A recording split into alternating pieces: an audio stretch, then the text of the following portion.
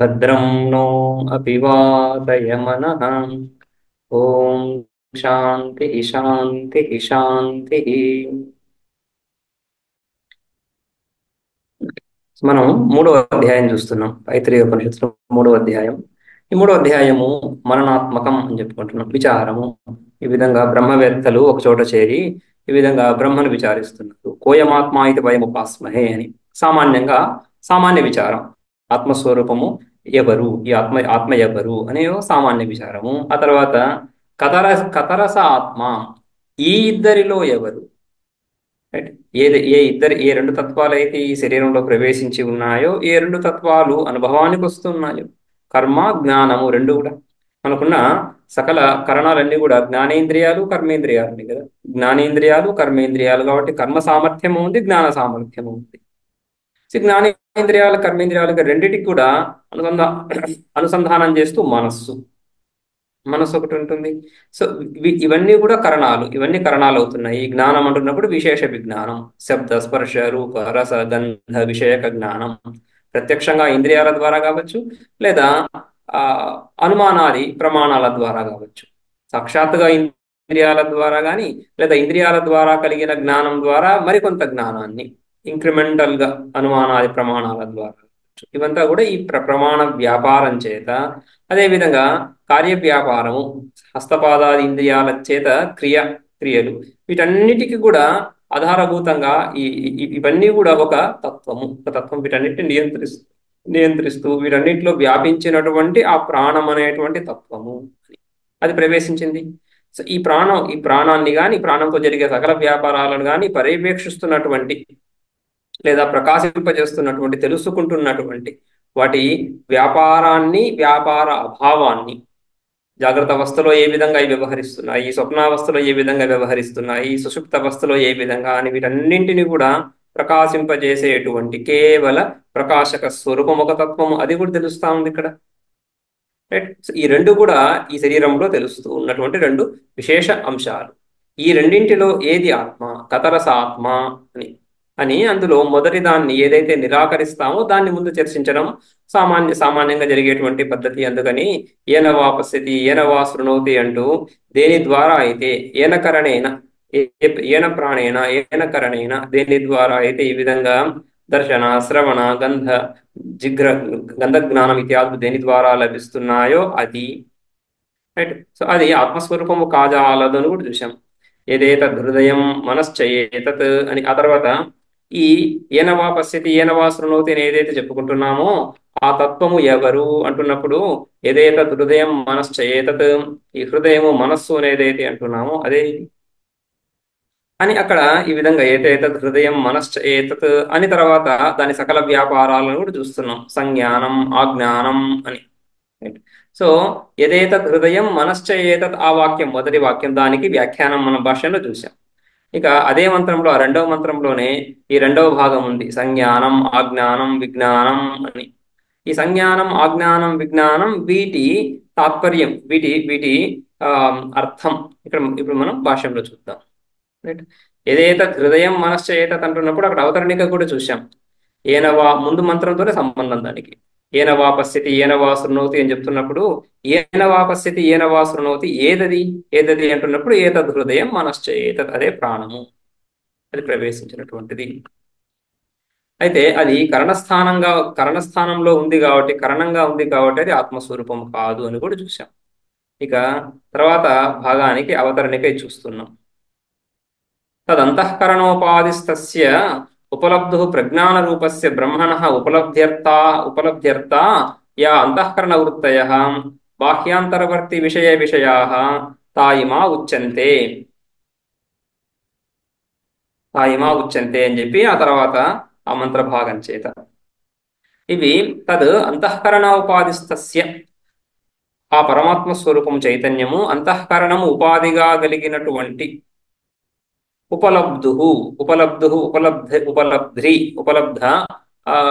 ఉపలబ్ధ అంటే సకల విషయాలను ప్రకాశింపజేసేటువంటి ఆ సాక్షి చైతన్యం. ఆ సాక్షి చైతన్యం ఎవరు? ఆ సాక్షి చైతన్యం ప్రజ్ఞాన రూప, ప్రజ్ఞానమే, ప్రకృష్ట జ్ఞానం, ప్రజ్ఞానం. ప్రకృష్ట ఈ ఉపసర్గ ఈ జ్ఞానంలో విభాగాలు లేవు అని చెప్పడానికి. ఆ ప్రకృష్టత్వం ప్రకర్షత్వం జ్ఞానంలో హెచ్చు తగ్గులేమున్నాయి? ఘట జ్ఞానమైన పట జ్ఞానమైన రెండు జ్ఞానాలే. విషయంలో హెచ్చుతగ్గులు ఉండొచ్చేమో కానీ మార్పులు ఉండొచ్చేమో కానీ జ్ఞానంలో ఏముంటాయి? అందుకని ఉపసర్గ ఏ విధంగా జ్ఞానానికి విశేషణం అవుతుంది అంటున్నప్పుడు, జ్ఞానంలో సామాన్యంగా మనం లోకంలో ఈ జ్ఞానాన్ని పొందుతున్నప్పుడు జ్ఞాత, జ్ఞానము, జ్ఞేయము ఈ విభాగాలు ఉంటాయి. ఈ విభాగాలు లేనటువంటి కేవల జ్ఞ స్వరూపము జ్ఞప్తి అని. జ్ఞానము అంటున్నప్పుడు జ్ఞానం అన్నా జ్ఞప్తి అన్నా ఈ జ్ఞేయము వీటన్నిటి కూడా అదే మూలభూత ధాతువు. మూలధాతువు జ్ఞా ఉంది. ఆ జ్ఞా ధాతువుకి తిన్ ప్రత్యయం తీసుకొస్తే జ్ఞప్తి అని ఏర్పడుతుంది. జ్ఞప్తి జ్ఞప్తి ఇది భావార్థంలో వస్తుంది. అంటే జ్ఞానమే జ్ఞప్తి అని. జ్ఞానమే జ్ఞప్తి. మిగతావన్నీ కూడా ఈ జ్ఞానము ఇత్యాది శబ్దాలు ఏర్పడుతున్నప్పుడు కారకార్థాల్లో వస్తాయి. రైట్. జ్ఞానకర్త జ్ఞాత అని, జ్ఞానానికి విషయము జ్ఞేయమని. రైట్. సో అలా కాకుండా జ్ఞప్తి అంటున్నప్పుడు ఈ కారకాలు కాకుండా ఆ ధాతువులో ఎసెన్స్ ఏదైతే ఉందో, ఆ యొక్క సారం ఏదైతే ఉందో ఆ అర్థమే జ్ఞప్తి అంటున్నప్పుడు. అంటే విజ్ఞప్తి, జ్ఞప్తి, జ్ఞాన మాత్రము, కేవల జ్ఞానము, విభాగరహిత జ్ఞానము, శుద్ధ జ్ఞాన స్వరూపము అని. రైట్. అది ఇక్కడ ప్రజ్ఞాన రూపస్య అంటున్నాం. ఈ ప్రజ్ఞాన రూపస్య ఉపలబ్ధు బ్రహ్మణ ఉపలబ్ధ్యర్థాహ యా ఆ ప్రజ్ఞాన బ్రహ్మ ఏ విధంగా ఉన్నాడు? అంతఃకరణోపాధిస్థ. అంతఃకరణం అనేటువంటి ఉపాధిలో ఉన్నటువంటి, అంతఃకరణంతో సంబంధాన్ని కలిగినటువంటి ప్రమాతగా. రైట్. అటువంటి అంతఃకరణోపాధిస్థస్య బ్రహ్మణ ఆయనకి ఉపలబ్ధ్యర్థాహ యా అంతఃకరణ వృత్తయ. ఈ సకల అంతఃకరణ వృత్తులు ఏ జ్ఞానం కలిగినా కూడా వృత్తి ద్వారానే కలుగుతా ఉంది మనం. అంతఃకరణ వృత్తి లేకుండా ఏ జ్ఞానము లేదు. ఏ అవస్థలో అయితే అంతఃకరణ వృత్తులు లేవో, ఇక్కడ సుషుప్త అవస్థ, అందరికీ అనుభవానికి వచ్చేటువంటి సుషుప్త అవస్థ, ఎక్కడైతే అంతఃకరణ వృత్తులు ఏవీ లేవో అక్కడ విశేష జ్ఞానం ఏమీ లేదు. అదేవిధంగా యోగులు చెప్తున్నటువంటి నిర్వికల్ప సమాధి ఏదైతే ఉందో ఆ నిర్వికల్ప సమాధిలో కూడా వికల్పాలేవి లేవు అని కదా. వికల్పాలేవి లేవు అక్కడ, ఎటువంటి వృత్తులు లేవని. ఎటువంటి వృత్తి లేనప్పుడు ఆ చిత్తము ఎటువంటి విషయాన్ని ప్రకాశింపకుండా సకల ఆ విషయ అశేష విషయ శూన్యంగా రహితంగా ఉంటుంది. అందుకని అంతఃకరణ వృత్తి ద్వారానే ఏ విషయమైన జ్ఞానం కలగాలంటే వృత్తి కావాలి. సో ఏ వృత్తులు, అనేక వృత్తులు ఉన్నాయి. వాటిలో కొన్ని ఇక్కడ ఉదాహరణగా చెప్తున్నారు. రైట్. సో ఆ పరమాత్మ స్వరూపం ఆ జీవుడికి ఈ విధంగా ఉపాధితో సంబంధాన్ని పొందిన ఆ బ్రహ్మయే జీవుడే కదా. సో ఆ బ్రహ్మకు లేదా ఉపాధితో ఉన్నటువంటి ఆ బ్రహ్మ ఆ జీవుడికి ఉపలబ్ధి గురించి, జ్ఞానం గురించి ఏ అంతఃకరణ వృత్తులైతే ఉన్నాయో, యా అంతఃకరణ వృత్తయ, ఎటువంటి అంతఃకరణ వృత్తులు? ఆ అంతఃకరణ వృత్తికి విషయం ఉంటుంది. బాహ్య వస్తువు విషయం కావచ్చు, ఆంతరిక వస్తువు కూడా విషయం కావచ్చు. బాహ్యాంతరవర్తి విషయా, బాహ్య విషయము, అంతర్వర్తి విషయము, ఇవే విషయాలుగా కలిగినటువంటి వృత్తులు. ఘటాకార వృత్తి అంటున్నప్పుడు ఘటాన్ని ప్రకాశింపజేసేటువంటి వృత్తి ఘటాకార వృత్తి. అంతేకాకుండా ఘట ఆకృతిని పొందినటువంటి వృత్తి ఘటములా భాషిస్తా ఉంది. అంటే సాక్షి చైతన్యం వాస్తవానికి దేన్ని ప్రకాశింపజేస్తుందంటే ఘటాకార వృత్తిని, ఘటాన్ని కాదు. అందుకనే ఇక్కడ ఈ క్షణిక విజ్ఞానవాదానికి, ఈ వేదాంతంలో ఈ దృష్టి సృష్టివాదానికి, అంటే బుద్ధి వృత్తుల వరకు మనం పరిగణించి బుద్ధి వృత్తులతోనే సకల వ్యవహారము, సకల వ్యాపారము బుద్ధి వృత్తుల వరకే, బుద్ధి వృత్తులకు బాహ్యంగా ఇంకొక వస్తువు వరకు వెళ్ళాల్సినటువంటి పని లేదు అని గనక ఆ విధంగా చూడగలిగితే, రైట్, అక్కడ చైతన్యం ప్రకాశింపజేస్తా ఉంది ఎవరిని? ఘటాన్ని ప్రకాశింపజేస్తా ఉంది. అంటే ఘటాకార వృత్తిని. ఆ బుద్ధిలో ఏదైతే ఆ బుద్ధి తత్తదాకారాన్ని పొందుతా ఉందో ఆ తత్తదాకారమే ఆ వస్తువు. స్వప్నంలో ఇది స్పష్టం. స్వప్నంలో ఘటం అనేటువంటి వస్తువు ఏమి లేదు. ఘటం అనేటువంటి వస్తువు లేకుండానే అక్కడ ఒక వృత్తి ఏర్పడతా ఉంది. అంతఃకరణ వృత్తియా, అవిద్యా వృత్తియా అనే విషయాన్ని పక్కన పెడితే వృత్తి అయితే ఏర్పడతా ఉంది. రైట్. సో ఒక వస్తువు తర్వాత వృత్తి, ఈ రెండు కూడా ఉండాలి అనేటువంటి నియమం ఏమీ లేదు జ్ఞానానికి. వృత్తితోనే సరిపోతా ఉంది. ఈ జ్ఞాన వ్యాపారం అంతా వృత్తితోనే సరిపోతా ఉంది. కేవలం అంతఃకరణ వృత్తి ద్వారానే సకల వ్యవహారాలు సకల వ్యవహారాలు కలుగుతున్నాయి. ఎక్కడ? స్వప్నావస్థలో.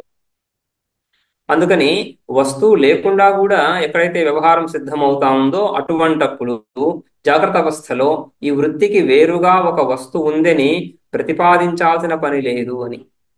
ఆ విధంగా అంతఃకరణ వృత్తులే జగత్ అయిపోతాం.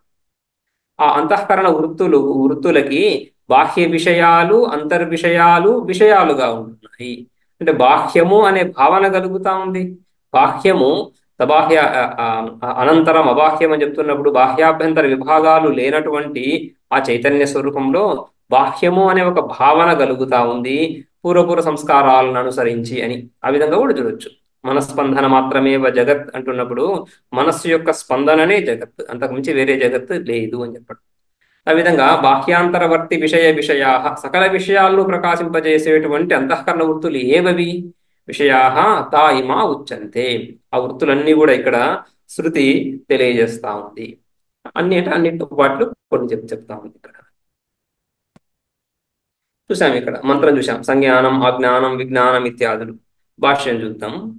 ఒక్కొక్క పదానికి విశేషంగా అర్థం చెప్తున్నారు. సంజ్ఞానం, సంజ్ఞానం అంటే సంజ్ఞప్తి, సంజ్ఞప్తి, జ్ఞప్తి, సముపసర్గ, జ్ఞప్తి. జ్ఞప్తి అంటే కేవలం చైతన్యం అని కదా.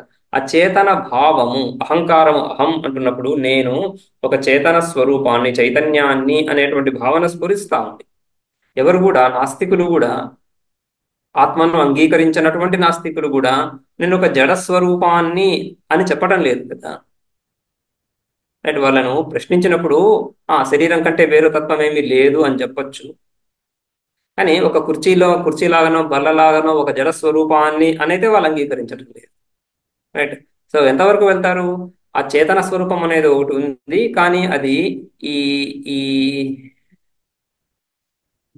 జడానికి అధీనంగా ఉంటుంది. జడము నుంచే, అది జడమైన శరీరం నుంచే, బుద్ధి నుంచి ఉత్పన్నం అవుతుందని చెప్తారేమో కానీ జడాన్ని నేను అని ఎవరు ఆ విధంగా చెప్పడం లేదు కదా. ఆ విధంగా సంజ్ఞప్తి, ఇదొక అనుభూతి అందరికీ కలుగుతా ఉంది.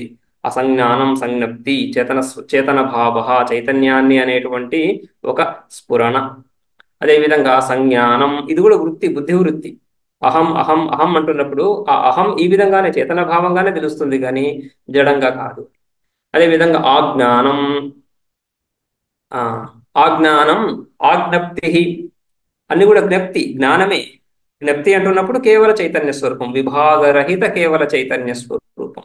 అయితే ఆ చైతన్య స్వరూపానికి ఉపాధులు చెప్పుకున్నాం కదా మనం ఇంతకుముందు. ఆ అవతరణికలోనే ఉపాధి చూసాం. తదంతఃకరణోపాధిస్తస్య బ్రహ్మణ అని. అంతఃకరణ ఉపాధిగా ఉంది. అంతఃకరణలో ఏముంటాయి? సంస్కారాలు ఉంటాయి. ఆ సంస్కారాల ద్వారా వృత్తులు ఏర్పడుతున్నాయి. లేదా బాహ్య విషయాలు ఉన్నాయి. బాహ్య విషయాలు ఈ జ్ఞానేంద్రియ కర్మేంద్రియాలతో పాటుగా ఈ అంతఃకరణ వృత్తులు ఏర్పడుతున్నాయి. రైట్. సో ఇవి ఉపాధిగా కలిగినటువంటి అని ఆ చైతన్యము ఈ వృత్తులతో పాటుగా, ఈ ఉపాధితో పాటుగా ఆ జ్ఞానం విజ్ఞానం అని తెలుస్తా ఉంది. అందుకని ఆ జ్ఞప్తి అంటున్నప్పుడు జ్ఞప్తి అదే. జ్ఞప్తి అంటే చైతన్య, శుద్ధ చైతన్య స్వరూపమే. ఈ ఉపాధుల ద్వారా ఈ ఈశ్వర భావము, సమర్థుడను నేను, సామర్థ్యం ఉంది. ప్రతి ఒక్కరిలో కూడా ఎంతో కొంత సామర్థ్యం ఉంది. ఈశ్వరుడు సర్వశక్తి సమన్వితుడు, సర్వశక్తిమంతుడు. రైట్. సంపూర్ణ సృష్టిని, సంపూర్ణ ఈ బ్రహ్మాండాన్ని సృష్టించడం, నడిపించడం, లయం చేసేటువంటి అమితమైనటువంటి సామర్థ్యం కలిగినటువంటి వాడు. అందులో ఉన్నటువంటి జీవులు కూడా ఎంతో కొంత సామర్థ్యాన్ని ప్రతి ఒక్కరు కూడా కలిగి ఉంటున్నారు. ఆ సామర్థ్యం ఏంటిది? ఆజ్ఞప్తి, ఈశ్వర భావ. అది కూడా ఈ బుద్ధి వృత్తిలోనే తెలుస్తా ఉంది. విజ్ఞానం, విజ్ఞానం అంటున్నప్పుడు కళాది పరిజ్ఞానం, కళలు. రైట్. సో అనేక సూక్ష్మ విషయాలకు సంబంధించినటువంటి జ్ఞానాలు, వాటిని విజ్ఞానం, విశేష జ్ఞానం, విజ్ఞానం, కళాది పరిజ్ఞానం. ప్రజ్ఞానం, ప్రజ్ఞప్తి, ప్రజ్ఞత. ఈ ప్రజ్ఞ అంటున్నప్పుడు వాడి యొక్క బుద్ధి సామర్థ్యం. రైట్. ఆ బుద్ధిలో ఉండేటువంటి విషయాన్ని విచారం చేయడం, సూక్ష్మ విషయాలను తెలుసుకోవడం, సూక్ష్మ విషయాల గురించి విచారణ చేసేటువంటి సామర్థ్యం, ఇవన్నీ కూడా ప్రజ్ఞ. అదేవిధంగా మేధాశక్తి, ఇది కూడా బుద్ధిలో, ఇవన్నీ కూడా బుద్ధి యొక్క ధర్మాలు. కొందరిలో కొన్ని ధర్మాలు ఎక్కువగా, కొన్ని ధర్మాలు తక్కువగా ప్రకటన అవ్వచ్చు. కొందరిలో అంటే కొన్ని బుద్ధులలో బుద్ధి ఒకటే. రైట్. ఈ మైండ్ అనేది, బుద్ధి అనేది ఒకటే. ఆ ఒకటే బుద్ధి అనేక విభిన్న సంస్కారాల ద్వారా అందులో ఉన్నటువంటి విభిన్న వ్యవహారాలు విశేషంగా అభివ్యక్తమవుతున్నాయి కొన్ని కొన్ని చోట్ల. ఎసెన్షియల్గా సారభూత రూపంగా చూసినప్పుడు బుద్ధి ఒకటే. ఆ విధంగా ఈ ఈ ఈ సంస్కారాల ద్వారా ప్రజ్ఞానం, ఇది కూడా బుద్ధి వృత్తి. ప్రజ్ఞప్తి, ప్రజ్ఞత, రైట్. సో ఆ విధంగా ఇక్కడ కూడా ఉపసర్గ ఉంది. మొదటి నుంచి మనము సం సంజ్ఞానం, ఆంగ్ ఉపసర్గ, ఆజ్ఞానం, విజ్ఞానం, వి ఉపసర్గ. అదేవిధంగా ప్రజ్ఞానం, ప్రజ్ఞప్తి, ప్రజ్ఞ. వాడు ప్రజ్ఞా పాఠవాలని చెప్పుకుంటున్నాం కదా, వాడిలో ఉన్నటువంటి నేర్పరితనం. అదేవిధంగా మేధాశక్తి, ఇది కూడా బుద్ధి యొక్క సామర్థ్యం, గ్రంథధారణ సామర్థ్యం. ఏదైతే చదువుతున్నామో దాన్ని గుర్తుపెట్టుకోవడం, ధారణ అంటున్నప్పుడు బుద్ధిలో ఉండడం, బుద్ధిలో వృత్యాత్మకంగా సంస్కార రూపంగా ఉండడం, సంస్కార రూపంగా ఉంటూ యథాతథంగా మళ్ళీ స్మృతి రూపంగా రావడం. అనుభవము, సంస్కారము, స్మృతి, అది కదా క్రమం. అనుభవము, శబ్దజ్ఞానం, మనం వింటున్నాం, చదువుతున్నాం, కంఠస్థం చేయడానికి ప్రయత్నం చేస్తాం. చేసిన తర్వాత ఏమవుతుంది? ఆ జ్ఞానం సంస్కార రూపంగా బుద్ధిలో ఉండాలి. ఆ సంస్కార రూపంగా బుద్ధిలో ఉన్నప్పుడు సంస్కారం అనుభవజన్యము, అనుభవానికి విషయం ఉంటుంది. అదే విధంగా సంస్కారానికి కూడా, అనుభవజన్య సంస్కారానికి కూడా విషయం ఉంటుంది. తత్తద్ విషయక సంస్కారం. ఆ సంస్కారం ఉద్భుతమైనప్పుడు, ట్రిగర్ అయినప్పుడు అందు నుంచి స్మృతి ఉత్పన్నమవుతా ఉంది. స్మృతి కూడా విషయం ఉంటుంది. సో అనుభవానికి, సంస్కారానికి, స్మృతికి, ఈ మూడింటి కూడా ఒకటే విషయం. యద్ విషయక అనుభవం తద్విషయక సంస్కారం జనయతి. అదేవిధంగా తత్తద్విషయక సంస్కారం తత్తద్విషయక స్మృతులను ఉత్పన్నం చేస్తుంది, రైట్. సో ఆ విధంగా అనుభవము ఆ సంస్కార రూపంగా ఉంటూ అది కంఠస్థం చేయడం, తర్వాత మళ్ళీ దాన్ని రికలెక్షన్, సంస్కారం నుంచి స్మృతి కలగడం. ఆ శక్తి ఏదైతే ఉందో అది మేధాశక్తి. మన అనుభవం అంతా సంస్కార రూపంలో ఉండడం, ఆ సంస్కార రూపం నుంచి మళ్ళీ స్మృతి రూపంగా మళ్ళీ పునః ప్రకటన అయ్యేటువంటి, పునః దాన్ని ప్రకటింపజేసేటువంటి సామర్థ్యం. ఈ సామర్థ్యం బుద్ధిలో ఉంది. కొన్ని కొన్ని కొన్ని ఉపాధుల్లో అది స్ఫుటంగా ప్రకటమవుతుంది, కొన్ని ఉపాధుల్లో ప్రకటన కావటం లేదు. ప్రకటమైనంత వరకు ఏది ఎంతవరకు ప్రకటమవుతుందో అంతవరకు అది బుద్ధి ధర్మాలే ఇవన్నీ కూడా. అయితే బుద్ధి ధర్మాలు అంటున్నప్పుడు కేవలం బుద్ధియా? అలా కాదు, జ్ఞానం కూడా ఉంది, చైతన్య స్వరూపం కూడా సంబంధం ఉంది. అన్ని చోట్ల కూడా ప్రజ్ఞ, విజ్ఞ, ఆజ్ఞానం అని ఆ ఉపసర్గల ద్వారా జ్ఞానాన్ని చెప్పడం. గ్రంథధారణ సామర్థ్యం.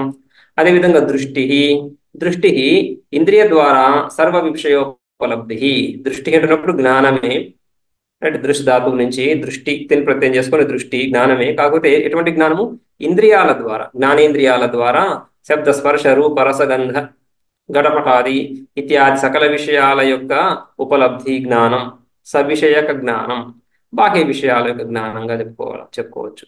ఇంద్రియ ద్వారా అంటున్నాం కదా, ఇంద్రియాల ద్వారా బాహ్య విషయాల జ్ఞానమే కానీ ఈ సుఖ దుఃఖాది అంతర్విషయక జ్ఞానం కాదు కదా. అందుకని ఇంద్రియ ద్వారా సర్వ విషయోపలబ్ధి.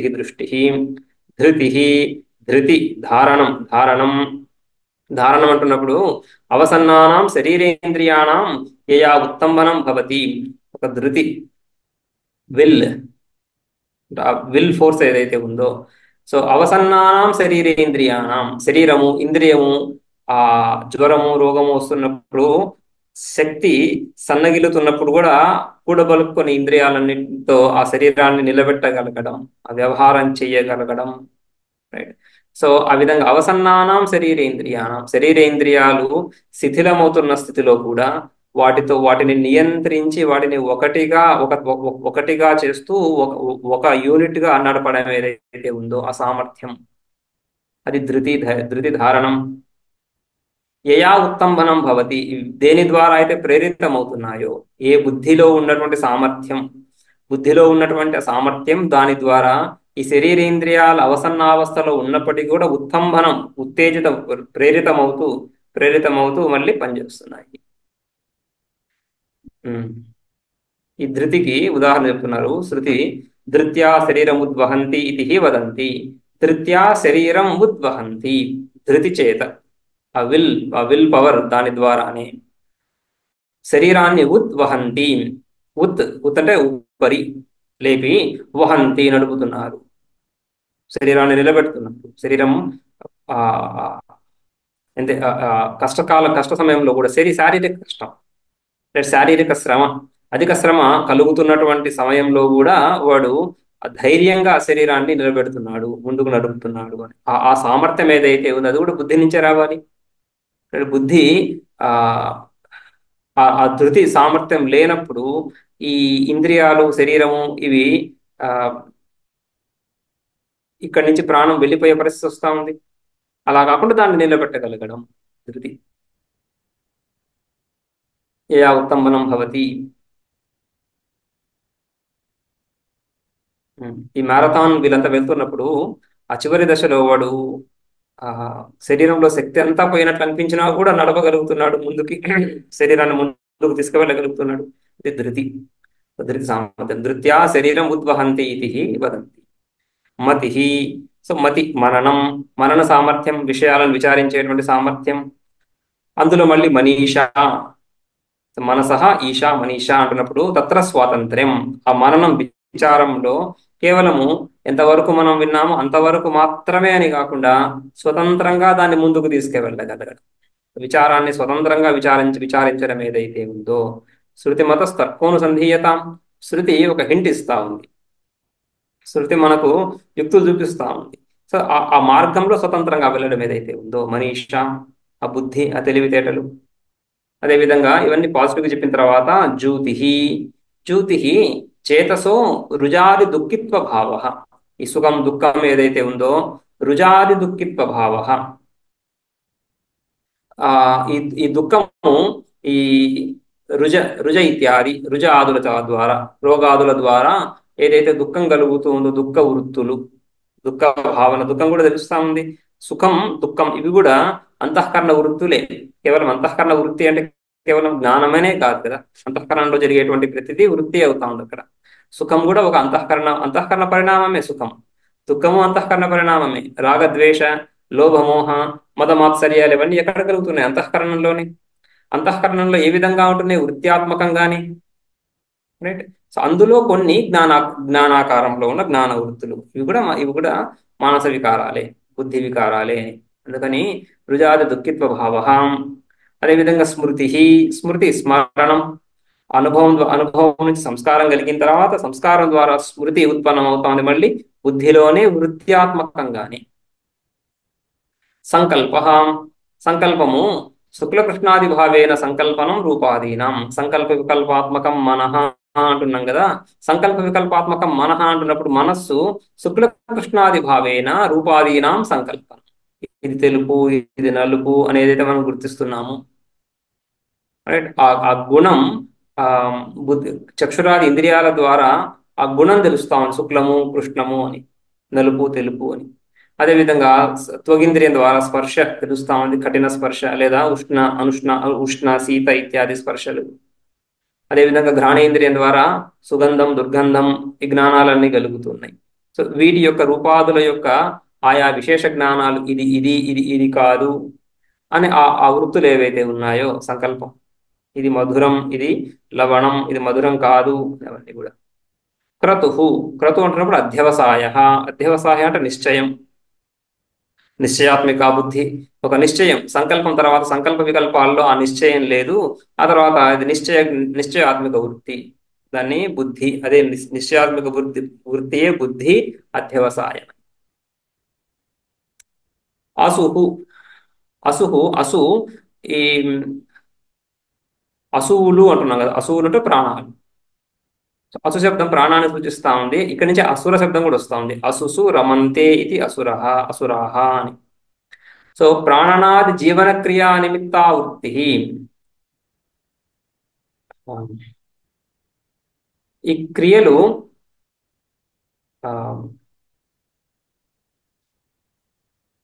సామాన్య క్రియ, ఈ శరీరం నడవడానికి సామాన్య క్రియ ఏదైతే ఉందో, రైట్, ఇన్వాలంటరీ వాలంటరీ యాక్షన్స్ ఏవైతే అంటున్నామో, సామాన్య క్రియలు ఏవైతే ఉన్నాయో ఆ క్రియలకు కూడా బుద్ధిలో ఒక భావన ద్వారా బలాన్ని పొందే ఈ క్రియలన్నీ జరుగుతున్నాయి అని.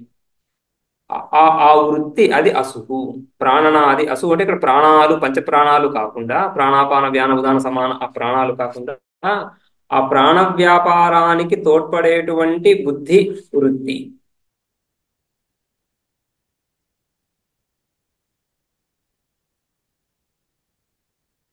ఈ ధార్మిక ధర్మ అధర్మ ఈ కర్మలు ఏవైతే ఉన్నాయో ధర్మ అధర్మ కర్మలు సంకల్పం ద్వారా ప్రత్యేకంగా విశేషంగా ఇవి నిత్య కర్మలు ఇవి చెయ్యాలి, ఇవి నైమిత్తిక కర్మలు ఇవి చెయ్యాలి, ఇవి కామ్య కర్మలు, ఈ కామన నాలో ఉంది కాబట్టి చేస్తున్నాను అని ఆ విధంగా చేసే కర్మలు కాకుండా ఈ శరీరం నిలబడడానికి శరీరం యొక్క మనుగడకి ఉచ్ఛ్వాస నిశ్వాస ఆది క్రియలు ఏవైతే ఉన్నాయో అవి కూడా క్రియలు. ఆ క్రియలకు కూడా ఈ కర్మేంద్రియాలు కానీ జ్ఞానేంద్రియాలు కానీ స్పష్టంగా మనకు తెలుస్తూనే ఉంటుంది. మనస్సు యొక్క సహకారం వాటికి లేకుండా అవి చేయలేవు. జ్ఞానేంద్రియాలు కూడా మనస్సు సహకారం లేకుండా పనిచేయడం లేదు. కర్మేంద్రియాలు కూడా మనస్సు సహకారం లేకుండా పనిచేయలేవు. ఇవి బాహ్య వ్యాపారాలలో. ఆంతరిక వ్యాపారాలు ఏవైతే ఉన్నాయో ప్రాణనాది క్రియలు ఇవి కూడా ఈ బాహ్య కర్మేంద్రియ జ్ఞానేంద్రియాలలాగానే ఈ లోపల జరుగుతున్నటువంటి వ్యవహారాలు కూడా వాటికి కూడా మనసుతో సంబంధం ఉంది అని. ఆ వృత్తి ఏదైతే ఉందో అది అసుకు. ప్రాణనాది జీవన క్రియా నిమిత్త వృత్తి. కామః అసుకు. తర్వాత కామః అసన్నిహిత విషయాకాంక్ష తృష్ణ. కామః తృష్ణ కోరిక. ఎటువంటి కోరిక? అసన్నిహిత విషయ, సన్నిహితంలో లేనటువంటి, సంబద్ధం కానటువంటి, మన ఎదురుగా లేనటువంటి, మనకు అందుబాటులో లేనటువంటి విషయం యొక్క ఇచ్ఛ కామః. వశీకరణం వృత్తి స్త్రీ వ్యతికారాది అభిలాష. భోగ వృత్తి సుభోగేచ్ఛ స్త్రీ ఇత్యాది స్త్రీ వ్యతికర ఆ స్త్రీని పొందడము అని ఒకటి. తర్వాత ఆదిపదం చేత అదే విధంగా ఇతర భోగాల యొక్క అభిలాష. వశ ఏదైనా ఒక వస్తువుని మన అధీనంలోకి తీసుకోవడం అని. స్త్రీ వ్యతికరాది అభిలాష ఇది. ఏవమాద్యాహ అంతఃకరణ వృత్తయ. ఇలా అనేకమైనటువంటి ఏవమాద్యాహ, ఇంతవరకే కాకుండా ఏవమాద్యాహ కొన్ని శృతి ఈ విధంగా ఉదాహరణగా చూపిస్తా ఉంది. అనేక వృత్తులు. ఈ అనేక వృత్తులు ఏవైతే ఉన్నాయో ఇవన్నీ కూడా ఆయా విషయాలను పొందడానికి మనకు ఉన్నటువంటి సాధనలు. అంతఃకరణం ఒక సాధనం. ఆ అంతఃకరణం ఒక అంతఃకరణము ఈ విధంగా అనేకదా భిన్నం, అనేక ప్రకారాలుగా ఈ విధంగా అభివ్యక్తి పొందుతూ అనేక వ్యవహారాలకు కారణమవుతా ఉంది. అనేక విషయాలు యొక్క ఉపలబ్ధికి తోడ్పడతాం. కానీ ఇవన్నీ కూడా కరణస్థానీయమే అవుతున్నాయి. కరణం యొక్క వికారాలు ఇవన్నీ కూడా కరణస్థానీయం అవుతున్నాయి. ఇవన్నీ కూడా ఆత్మ కాదు, అనాత్మ. వీటికి విలక్షణంగా ఆత్మస్వరూపాన్ని కతరస ఆత్మ అని చెప్తున్నప్పుడు ఈ తత్వం ఏదైతే ఉందో శరీరంలో ప్రవేశించినటువంటి ఈ ప్రాణము ఈ విధంగా వ్యవహరించేటువంటి ఈ సకల వ్యవహారాలు ఈ విధంగా ఏవైతే తెలుస్తున్నాయో ఇది శరీరం లోపల ఉంది, ప్రవేశించింది. ఇది కాకుండా ఇంకొకటి ఏదో ఆత్మతత్వం ఉంది. అంతఃకరణ వృత్తయ. ఇవన్నీ ఇత్యాదులన్నీ అంతఃకరణ వృత్తులు. ప్రజ్ఞప్తి మాత్రస్య ఉపలబ్ధ్యర్థత్వాత్ శుద్ధ ప్రజ్ఞాన రూపస్య బ్రహ్మణః ఉపాధిభూతాః. ఇవి అంతఃకరణ వృత్తులు కదా. ఈ అంతఃకరణ వృత్తులు ఇవే ఆ శుద్ధ చైతన్యము, శుద్ధ ప్రజ్ఞాన రూపస్య బ్రహ్మణః. శుద్ధం అంటూనే కేవలం. శుద్ధం అంటున్నప్పుడు ఇంకొక తత్వంతో సంబంధం లేనటువంటి దాన్నే శుద్ధము అంటాం. పరిశుద్ధమైనటువంటి తత్వం అంటున్నప్పుడు ఇంకొక దాంతో సంబంధం లేదు. రైట్. మంచి నీళ్లు అంటున్నప్పుడు ఆ నీళ్ళలో కల్మషం లేదని కదా. ఆ దాంట్లో మంచితనం ఏముంది? అందులో మంచితనం అంటున్నప్పుడు ఇంకొక వస్తువు లేదు. ఆ విధంగా శుద్ధం అంటున్నప్పుడు ఇక్కడ ఆ ప్రజ్ఞానంలో ఆ ప్రకృష్ట జ్ఞాన స్వరూపమే గాని జ్ఞాన స్వరూపం కంటే వేరుగా, జ్ఞానం ప్రకాశక స్వరూపం. ఆ ప్రకాశక స్వరూపం కంటే వేరుగా ఏముంటుంది? ప్రకాశకము, ప్రకాశ్యము. రైట్. తెలుసుకునేది, తెలియబడేది. ఆ తెలియబడేటువంటిదే రెండవ అంశం.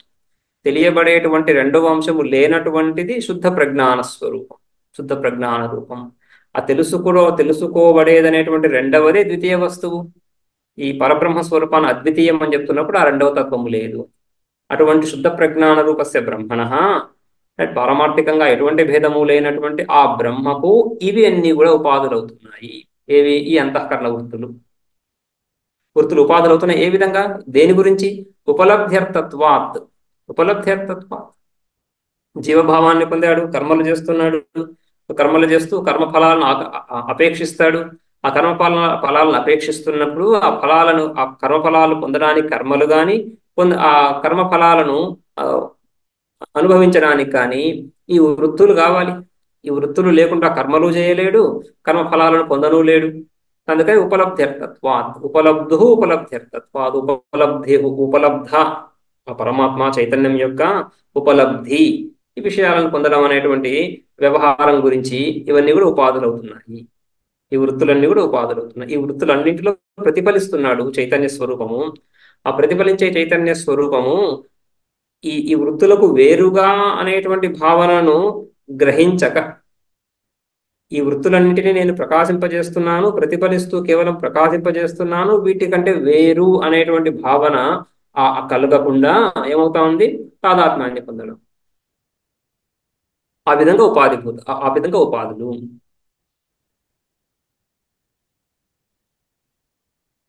తదుపాధిజనిత గుణనామధేయాని సంజ్ఞానాదీని సర్వాణి ఏవ ఏతాని ప్రజ్ఞప్తి మాత్రస్య ప్రజ్ఞానస్య నామధేయాని భవంతి నతు సాక్షాత్. ఇవన్నీ కూడా ఈ ప్రజ్ఞానం, అజ్ఞానం, విజ్ఞానం అని అనేక వృత్తులు ఏవైతే చెప్పుకుంటున్నామో ఇవన్నీ కూడా ఆ చైతన్యం యొక్క ఉపాధులు అని చెప్పుకున్నాం. ఆ చైతన్యం యొక్క ఉపాధులు ఇవి. ఈ ఉపాధులు అయి ఉండి ఈ ఈ ఈ ఈ పేర్లన్నీ కూడా ప్రజ్ఞానం, విజ్ఞానం, ఆజ్ఞానం, ఈ పేర్లన్నీ కూడా ఆ చైతన్యానికే కలుగుతున్నాయి.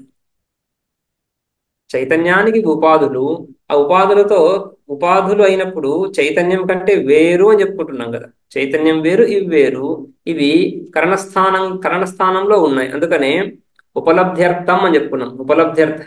ప్రజ్ఞప్తి మాత్రస్య ఉపలబ్ధ్యర్థత్వాద్ ఉపాధిభూత. కరణస్థానీయాలు, ఉపాధి స్వరూపాలు అయినా కూడా ఆ అభేద జ్ఞానం లేకపోవడం చేత అభేదం కలుగుతూ తాదాత్మ్యం కలుగుతా ఉంది. తాదాత్మ్యం కలిగినప్పుడు ఈ ప్రజ్ఞానం, ఆజ్ఞానం, విజ్ఞానం అనేది అయితే అంటున్నామో ఇవే ఆ చైతన్యం యొక్క పేర్లై కూర్చుంటున్నాయి. ఈ ప్రజ్ఞానం అంటున్నప్పుడు ఆ వృత్తిని తెలుసుకోవాలి. ఆజ్ఞానం, విజ్ఞానం, లేదా ఇంతకుముందు మనం క్రతుహు అనుకున్నాం, అసుహు అనుకున్నాం. సో ఆ విధంగా ఆ పదాల ద్వారా ఆ వృత్తిని మాత్రమే తెలుసుకోవాలి. అలా కాకుండా ఆ వృత్తిమత్ చైతన్య స్వరూపాన్ని, ఆ వృత్తిమత్ ఆ శుద్ధ ప్రజ్ఞాన స్వరూపాన్ని తెలుసుకుంటున్నాము ఆ పేరు చేత.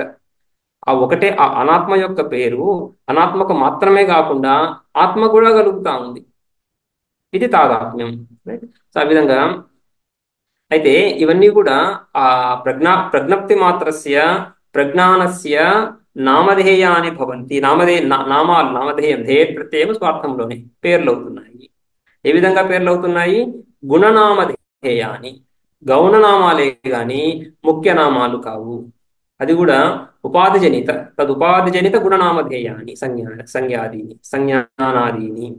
ఈ సంజ్ఞానం ఇత్యాదులు గుణనామధేయాలు, ఉపాధి ద్వారా కలిగినటువంటి నామధేయాలు పారమార్థికంగా ఆ పరమాత్మ స్వరూపానికి సంబంధించినవి కావు.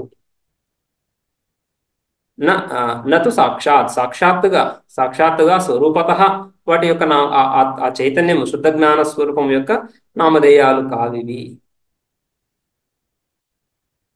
ఏ విధంగా అయితే బ్రహ్మ, ఆత్మ ఇత్యాది పదాలను ప్రయోగిస్తున్నామో ఆ విధంగా కాదు. నతు సాక్షాత్ తథాచోక్తం. ఇదే విషయాన్ని బృహదారణ్యకంలో కూడా 1:4 మొదటి అధ్యాయం 4వ బ్రాహ్మణము పురుషవిధ బ్రాహ్మణం. ఆ పురుషవిధ బ్రాహ్మణంలో కూడా ఈ విధంగా కర్మనామధేయాన్ని, పరమాత్మ యొక్క కర్మనామధేయాలు ఏంటివి? ప్రాణోనామ భవతి. ప్రాణన క్రియ జరుగుతూ ఉండగా ఆ ప్రాణన క్రియ అనేటువంటి ఉపాధితో కలిసి ఈ ఆత్మస్వరూపాన్ని ప్రాణము అని పిలుస్తున్నాము. ప్రాణం పోయింది, ప్రాణం ఉంది, సో ప్రాణమే వ్యక్తి, సో ప్రాణం ఉన్నంత వరకు వ్యక్తి ఉంటున్నాడు అని ఆ ప్రాణానికి ఒక అస్తిత్వము, ప్రాణంలోనే ఒక నేను అనే భావన, ఇవన్నీ ఎక్కడి నుంచి వస్తున్నాయి? ఆ ప్రాణాన్ని ఉపాధిగా తీసుకోవడం చేత, ప్రాణం కంటే వేరుగా చైతన్యాన్ని గుర్తించకపోవడం చేత. ఆ విధంగా ప్రాణం అనేది నామధేయమైంది పరమాత్మకు. ఏ విధంగా నామధేయము? కర్మనామధేయం. కర్మ అనేటువంటి ఉపాధి, ఆ ఉపాధి ద్వారా నామధేయమే గాని సాక్షాత్తుగా కాదు. వదన్ వాక్, పశ్యన్ చక్షు, వదన్ వాక్ ఇత్యాదులన్నీ కూడా పశ్యన్ చక్షు. సో ఆ రూపాదులను చూస్తూ ఉండగా ఆ క్రియతో సంబంధాన్ని కలిగి ఆ క్రియను తన యందు ఆపాదించుకొని చక్షుహు అని చక్షురింద్రియం చేత, చక్షురింద్రియము కరణం అది, నేను చక్షురింద్రియం ద్వారా రూపాన్ని చూస్తున్నాను ఆ రూపము నేను కాదు, చక్షురింద్రియము నేను కాదు, ఈ రెండింటినీ ప్రకాశింపజేస్తున్నటువంటి నేను అనే భావన కాకుండా చక్షురింద్రియంతో తాదాత్మ్యాన్ని పొంది, ఎందుకని ఆ దర్శన వ్యాపారంతో తాదాత్మ్యాన్ని పొందాను కాబట్టి. నేనే చూస్తున్నాను, మధ్యలో చక్షులన్నీ పోయే పక్కకి, నేనే చూస్తున్నాను, సో దర్శనకర్తను, దర్శనాన్ని నేనే. ఆ విధంగా ఆ తాదాత్మ్యాన్ని పొంది ఆ కర్మ ద్వారా కర్మనామధేయం కలుగుతా ఉంది. రైట్, పశ్యన్ చక్షు. అదేవిధంగా ప్రాణన్నేవ ప్రాణో నామ. అదేవిధంగా ఇక్కడ కూడా ఆ జ్ఞానం విజ్ఞానం ఈ వ్యవహారాలన్నీ ఉండగా ఇవే నామధేయాలు ఇత్యాది. ఇత్యాది శృతులు ఈ విధంగా సమానార్థాన్ని తెలియజేస్తున్నాయి. ఇక మూడవ మంత్రంలో ఈ సంజ్ఞానం ఆజ్ఞానం ఇవన్నీ ఏవైతే చెప్పుకుంటున్నామో ఇవన్నీ కూడా ఈ ప్రజ్ఞాన స్వరూపమే, ఈ ప్రజ్ఞానమే బ్రహ్మ అని చెప్తున్నారు. ఇక్కడ మూడో మంత్రం చూద్దాం. కర్మనామధేయాలు చెప్పుకున్నాము. ఎవరి కర్మనామధేయాలు? పరమాత్మ.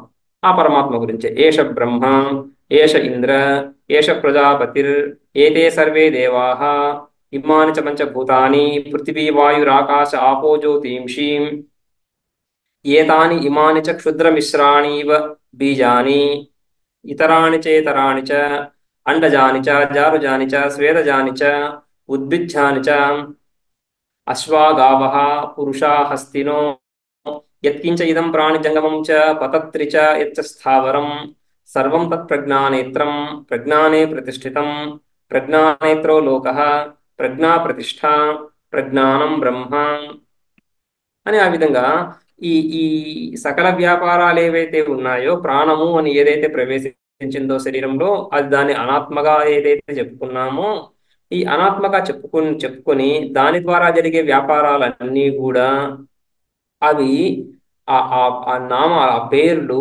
ఆత్మస్వరూపం ఎందు ఆపాదించబడుతున్నాయి. ఉపాధి ద్వారా ఇవన్నీ ఉపాధులుగా ఉన్నాయి. ప్రాణం ప్రవేశించింది శరీరంలో, ఇది ఆత్మ కాదు. ఆత్మ కాకుండా సంపూర్ణంగా ఎటువంటి సంబంధము లేకుండా ఆత్మతో అలా లేదు. ఆత్మతో ఎటువంటి సంబంధము లేకుండా లేదు. ఆత్మస్వరూపానికి ఉపాధిగా ఉంది. ఆత్మస్వరూపానికి ఉపాధిగా ఉంది. ఆ విధంగా అధ్యాసిక సంబంధం ఒకటి ఉంది.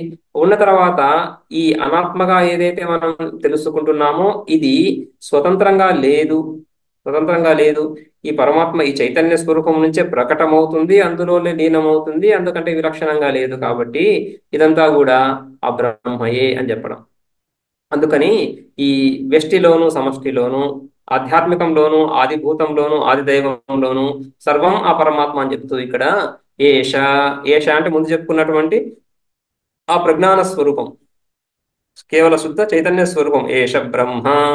ఆ చైతన్య స్వరూపమే ఈ బ్రహ్మ హిరణ్య గర్భుడు. ఏష ఇంద్ర, ఆ చైతన్య స్వరూపమే ఈ దేవత, ఇంద్ర ఇత్యాది దేవతలందరూ కూడా ఆ చైతన్య స్వరూపమే ఒకానొక ఉపాధిని పొంది. ఏ విధంగా అయితే ఆజ్ఞానం సంజ్ఞానం అనే వ్యాపారాలు కర్మనామధేయాలయ్యాయి, అవన్నీ ఉపాధులయ్యాయి, అవన్నీ అంతఃకరణ వృత్తులు. ఆ అంతఃకరణ వృత్తులు ఉపాధి అవుతున్నాయి చైతన్యానికి. అంతఃకరణాన్ని ఉపాధిగా చెప్పుకుంటాము. అదేవిధంగా అంతఃకరణ వృత్తులు కూడా ఉపాధులే చైతన్యానికి. అంతఃకరణ ఉపాధి, అంతఃకరణ వృత్తులు కూడా ఉపాధి. అంతఃకరణ వృత్తులు అంతఃకరణం కంటే వేరు కాదు, అంతఃకరణం యొక్క ఒకానొక అభివ్యక్తి. సో అంతఃకరణ ఉపాధి అంటున్నప్పుడు అంతఃకరణ వృత్తులన్నీ ఉపాధులుగా స్వీకరించినట్లే కదా. సో ఆ విధంగా అటువంటి సోపాధిక రూపాలు ఏవైతే ఉన్నాయో అవన్నీ కూడా ఆ వస్తుతః నిరుపాధిక బ్రహ్మయే. ఏష అంటున్నప్పుడు నిరుపాధిక బ్రహ్మ. బ్రహ్మ, ఇంద్ర, ప్రజాపతి, సర్వే దేవాహ ఇవన్నీ కూడా సోపాధిక రూప. ఈ రెండింటిలో భేదము లేదు, అభేదాన్ని చెప్పడం. అభేదాన్ని ఏ విధంగా చెప్పుకుంటాము? ఉపాధులను తిరస్కరిస్తూ. బాధ సమానాధికరణమే, సర్వత్ర బాధ సమానాధికరణమే. ఉపాధిని ఉపాధి ద్వారా కలిగిన పేర్లు ఇవి. ఉపాధి లేకుండా ఆ తత్వాన్ని చూస్తున్నప్పుడు అక్కడ ఉన్నది శుద్ధ చైతన్య స్వరూపమే. ఉపాధికి స్వతంత్రంగా సత్తా లేనేలేదు, మనుగడ లేనేలేదు, ఉనికి లేనేలేదు. కాబట్టి ఉపాధిని తీసివేసి చూసినప్పుడు అక్కడేముంది? బ్రహ్మ. ఏష బ్రహ్మ, ఏష ఇంద్ర. ఈ ఇంద్రాది దేవతలు ఆ పరమాత్మ స్వరూపమే. ఏష ప్రజాపతి, అదే విధంగా సర్వే దేవాహ, ఈ సకల దేవతలు వీళ్ళందరూ కూడా ఆ చైతన్య స్వరూపమే. అక్కడ దాకా చేతనం చూస్తూ వచ్చాం. ఇమానచ పంచమహాభూతాని పృథివీ వాయురాకాశ ఆపో జ్యోతింషీం.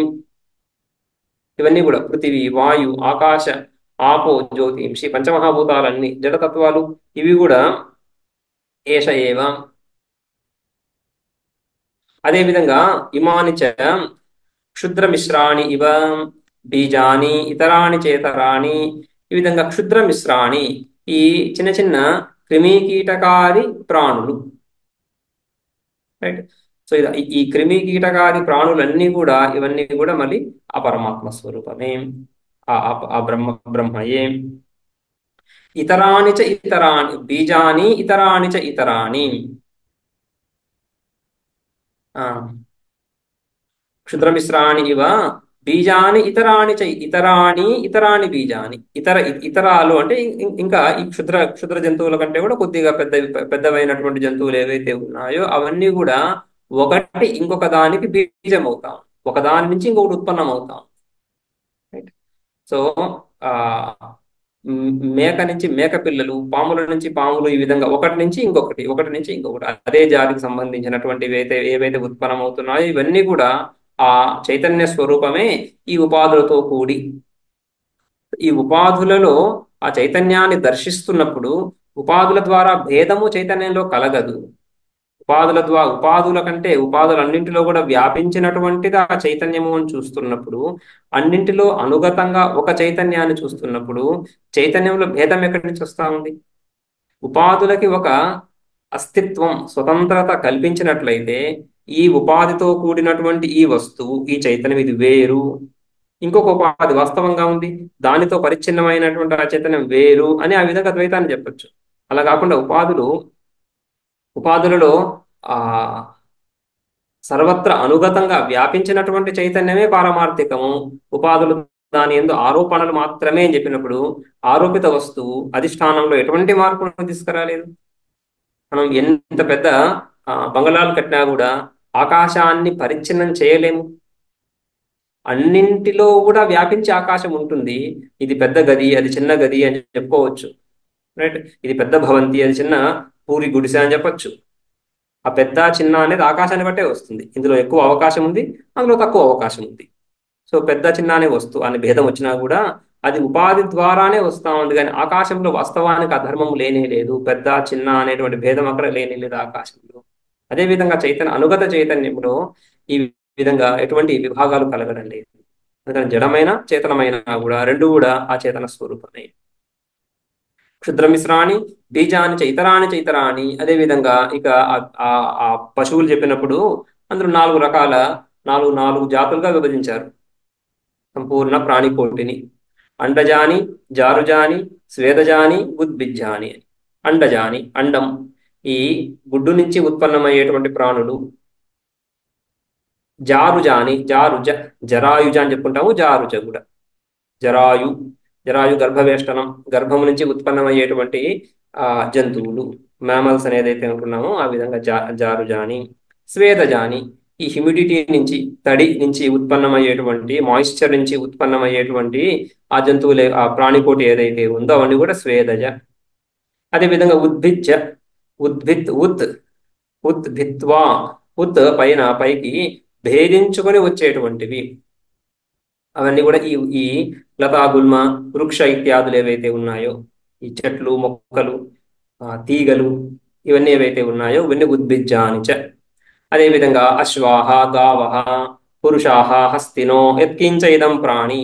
సకల ప్రాణికోటిదంతా కూడా జంగమం చ పతత్రిచ యత్ స్థావరం. జంగమం, రైట్, కదిలేటువంటి ప్రాణులు. గమ్ ధాతు నుంచి జంగమం అని కదిలేటువంటివి. పతత్రి, ఎగిరేటువంటి పక్షులు ఇత్యాదులు. స్థావరం, స్థిరంగా ఉన్నటువంటివి.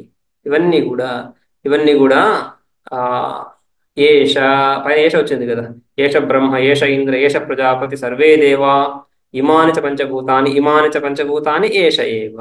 ఇవన్నీ కూడా ఆ పరమాత్మ స్వరూపమే. సర్వం తత్, ఇక్కడ దాకా చెప్పినటువంటి సకల విషయాలు ఏవైతే ఉన్నాయి ఇవన్నీ కూడా తత్ ప్రజ్ఞానేత్రం. ఆ ప్రజ్ఞా నేత్రం యస్య స ప్రజ్ఞానేత్రం. ప్రజ్ఞయే నేత్రంగా కలిగినటువంటి. నేత్రం అంటున్నప్పుడు ఇక్కడ నీ నయ ధాతువు నుంచి సృజ్ ప్రత్యయం వచ్చి నీయతే అనేన ఇది నేత్రం అని ఆ విధంగా వ్యుత్పత్తి. నడిపించేటువంటి సాధనం అని. ప్రజ్ఞయే ఈ సకల జగత్తుకి నడిపించేటువంటి సాధనం. ఈ పంచమహాభూతాలు, ఈ క్షుద్ర మిశ్ర జంతువులు, అండజ జారుజ స్వేదజ ఇవన్నీ కూడా ఏవైతే వ్యవహారం చేస్తున్నాయో, దేని ద్వారా చేస్తున్నాయో అది ప్రజ్ఞ. ప్రజ్ఞయే నేత్రంగా కలిగినటువంటివి. ప్రజ్ఞానేత్రం. ఆ ప్రజ్ఞ ఇక్కడ మళ్ళీ ప్రజ్ఞ అంటున్నప్పుడు ప్రకృష్ట జ్ఞానస్వరూపము శుద్ధ చైతన్యం. ఆ చైతన్యమే వీటన్నిటికీ ఆధారభూతంగా ఉంది కాబట్టి వీటి యొక్క మనుగడ ఏదైతే ఉందో, అంటే ప్రాణము క్రియాశక్తికి మూలభూతంగా చెప్పుకున్నాం. ఈ శరీరంలో రెండు తత్వాలు ప్రవేశించాయి. ఒకటి ప్రాణం అని చెప్పుకున్నాం. సకల క్రియలు, సకల వ్యాపారాలు అందు నుంచి జరుగుతున్నాయి. ఎటువంటి వ్యాపారాలు? మానస వ్యాపారాలు కావచ్చు, కాయిక వ్యాపారాలు కావచ్చు, వాచక వ్యాపారాలు కావచ్చు, అని సకల వ్యాపారాలు కూడా. అయితే ఆ ప్రాణంలో ఉండే క్రియాశక్తి, క్రియా సామర్థ్యం, సకల క్రియలలో అనుగతంగా ఉండేటువంటి ఆ సామర్థ్యం ప్రాణానిదా? స్వతంత్రంగా ప్రాణానికి అస్తిత్వమే లేదు. ప్రాణానిది ఎలా అవుతుంది? ఆ ప్రాణం కూడా ఈ చైతన్యంలోనే అభివ్యక్తం అవుతా ఉంది కాబట్టి ఆ క్రియాశక్తి చైతన్య స్వరూపానికి సంబంధించిందే అవ్వాలి కదా. ఆ చైతన్య స్వరూపం యొక్క సన్నిధిలో ప్రాణం ఇటువంటి సామర్థ్యాన్ని పొంది ఉంది. మూల కారణం పరమాత్మ, ఆ చైతన్య స్వరూపమే అవుతా ఉంది. అయితే కార్యకారణాతీతం అని కూడా చెప్పుకుంటాం. మూల కారణం అని చెప్తున్నాము, కార్యకారణాతీతం అని కూడా చెప్పుకుంటాం. ఎందుకని కార్యకారణాతీతము? మూల కారణం చెప్పి కూడా కార్యకారణాతీతం అని చెప్పుకుంటాం. ఎందుకంటే కార్యం అనేది వాస్తవం కాదు కాబట్టి. కార్యం వాస్తవం అయితే అప్పుడు వేరే సమస్యలు ఉన్నాయి. అందుకని కార్యం వాస్తవం కాదు కాబట్టి కార్యదృష్టి కలిగినంత వరకు పరమాత్మ స్వరూపాన్ని కారణంగానే చూడగలం, ఇంకొక రకంగా చూడలేం. కార్యదృష్టి కలిగినంత వరకు కారణ బుద్ధి అనే చూస్తాం. కార్యదృష్టి తొలగుతున్నప్పుడు కారణ బుద్ధి కూడా తొలగుతాం. ఇది కార్యం కాదు, మిథ్యా. రజ్జువు కారణము, సర్పము కార్యము అలా చూస్తామా? అలా చూడం కదా. మొట్టమొదట్లో అలా చూసినా కూడా రజ్జువుని కార్యంగా చెప్పుకోము. రజ్జువు లేనే లేదు, కార్యం ఎక్కడి నుంచి? ఆ విధంగా కార్యబుద్ధి తొలగినప్పుడు కారణ బుద్ధి కూడా తొలగుతూ కార్యకారణాతీతం పరమాత్మ చైతన్యం. కార్యబుద్ధి ఉన్నప్పుడు అది కారణమవుతా ఉంది. అందుకని ప్రజ్ఞానేత్రం, ప్రజ్ఞ చేతనే నడిపించబడుతున్నటువంటి ప్రజ్ఞానేత్రం. ప్రజ్ఞానే ప్రతిష్ఠితం. ప్రజ్ఞానం ఆ బ్రహ్మయందే ప్రతిష్ఠితమై ఉంది జగత్తంతా కూడా. జగత్తు కారణం, అజ్ఞానం కూడా. అవ్యాకృతం గాని వ్యాకృతం గాని, నామరూపాత్మకంగా వ్యాకృతమైన జగత్తు పరమాత్మలోని, ఈ నామరూపాత్మకంగా వ్యాకృతమయ్యే జగత్తుకి పూర్వంలో అవ్యాకృతం ఏదైతే ఉందో అది కూడా ఈ బ్రహ్మయందే. ఆ విధంగా ప్రజ్ఞానే సర్వం ప్రతిష్ఠితం. ఇదంతా కూడా ఈ ప్రాణం ఏదైతే ప్రవేశించిందో అది, దాని వికారాలు, ఆ ప్రాణాన్ని హృదయం అన్నాము, మనస్సు అన్నాము, వాటిని మళ్ళీ మనోవృత్తులు చెప్పుకున్నాము. ఇవన్నీ కూడా ఆ ప్రజ్ఞానం యందే ప్రతిష్ఠించబడి ఉన్నాయి. ప్రజ్ఞానేత్రం, ప్రజ్ఞానం చేతనే నడపబడుతున్నాయి. ప్రజ్ఞానం ఎందే ప్రతిష్ఠితమై ఉన్నాయి. రైట్. సో ప్రజ్ఞానం చేత నడపబడుతున్నాయి అన్నప్పుడు సకల వ్యాపారాలు దాని వల్ల అవుతున్నాయి. ప్రజ్ఞానే ప్రతిష్ఠితం, దాని యొక్క స్థితి, అస్తిత్వం కూడా, ఈ సంపూర్ణ జగత్తు యొక్క అస్తిత్వం, ఉనికి కూడా కారణావస్థలో కూడా అది ప్రజ్ఞానంలోనే ప్రతిష్ఠించబడి ఉంది. ప్రజ్ఞానే ప్రతిష్ఠితం అంటున్నప్పుడు సత్కార్యవాదం కూడా తెలుస్తాం. కార్యము కారణంలోనే ఉంటుంది. ప్రజ్ఞానేత్రో లోక, సంపూర్ణ లోకం, ప్రపంచమంతా కూడా ప్రజ్ఞానేత్ర. ప్రజ్ఞానేత్రం అని మొదట చెప్పుకున్నాం కదా, అదే అర్థమే ప్రజ్ఞానేత్ర లేదా ప్రజ్ఞయే నేత్రము. నేత్రము చక్షురింద్రియము, చక్షురింద్రియం ద్వారా సకల జ్ఞానాలు కలుగుతున్నాయి కదా. కాబట్టి ఈ సకల ప్రాణులకు ఆయా జ్ఞానాలు ఏవైతే కలుగుతున్నాయో అవి ఎక్కడి నుంచి కలుగుతున్నాయి? ఈ ప్రజ్ఞానం చేతనే. తస్య భాష సర్వమిదం విభాతి.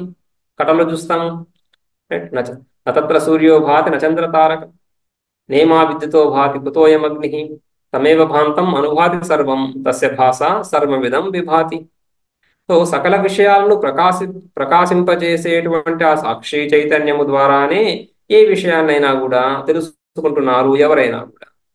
అందుకని ప్రజ్ఞానో నేత్రో లోక, ప్రజ్ఞా ప్రతిష్ట. ప్రజ్ఞయే ప్రతిష్టగా, ప్రతిష్ట స్థితి, సత్తా, రైట్.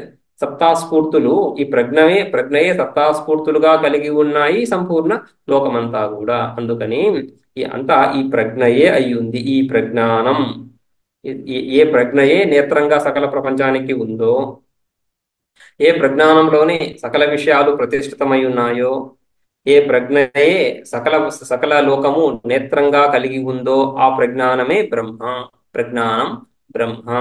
ఈ బ్రహ్మ సకల సర్వవ్యాపకము, సర్వాధిష్టానము, సర్వజగత్ కారణము.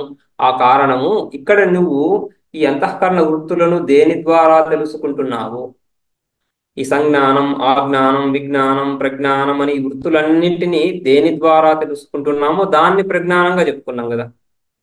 రైట్. సర్వం తత్ ప్రజ్ఞానేత్రం. ఏంటా ప్రజ్ఞానం? సో ఈ విషయాలన్నింటినీ తెలుసుకుంటున్నటువంటి ఇక్కడ మన ఉపాధిలో మనకు అనుభవంగా వస్తున్నటువంటి ఈ ప్రత్యేగాత్మ, ఈ సాక్షి చైతన్యం, అదే ప్రజ్ఞానేత్రం అంటున్నప్పుడు ప్రజ్ఞయే నేత్రంగా కలిగినటువంటిది ఇవన్నీ అండజ జారుజ స్వేదజ ఇత్యాదులన్నీ కూడా. ఏంటా ప్రజ్ఞ? దేని ద్వారా మనం తెలుసుకుంటున్నాము? సాక్షి చైతన్యం ద్వారానే.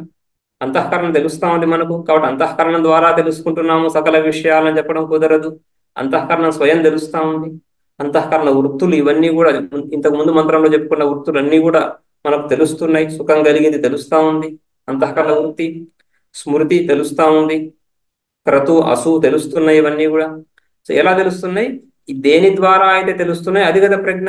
అదే ప్రజ్ఞ, ఆ ప్రజ్ఞయే నేత్రంగా కలిగి ఉన్నాయి ఇవన్నీ కూడా. ఆ ప్రజ్ఞ ఎవరు? ప్రత్యేగాత్మ.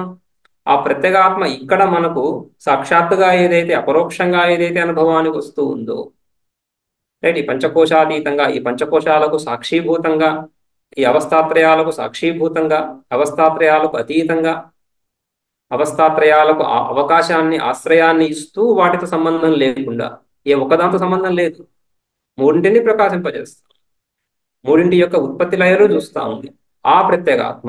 ఆ ప్రత్యేగాత్మయే ప్రజ్ఞ. అదే ఇక్కడ ప్రజ్ఞానేత్రంలో ప్రజ్ఞ అదే. ఆ ప్రజ్ఞానం బ్రహ్మ. అది సర్వత్ర సర్వవ్యాపకమైనటువంటి ఆ చైతన్యమే. ఏదైతే మనం మొదట్లో చూసామో సైక్షత లోకాను సృజా ఇది అని, ఆ బ్రహ్మ, ప్రజ్ఞానం బ్రహ్మ.